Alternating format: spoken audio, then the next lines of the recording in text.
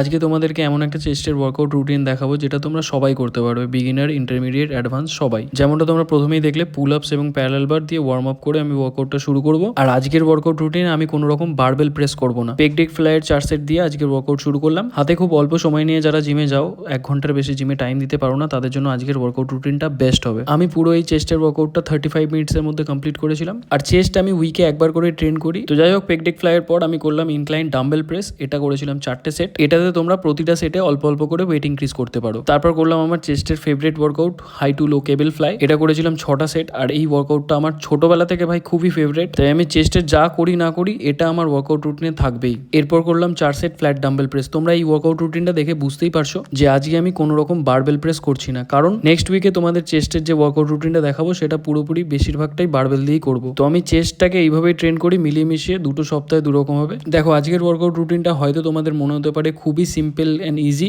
But আমি এই simple জিনিসগুলোকেই রোজ follow করে আমার ফিজিকটাকে ডেভেলপ করেছি। যাই হোক, সবাই খুব ভালো থেকো, হেলদি থেকো, ফাটিয়ে ওয়ার্কআউট করো।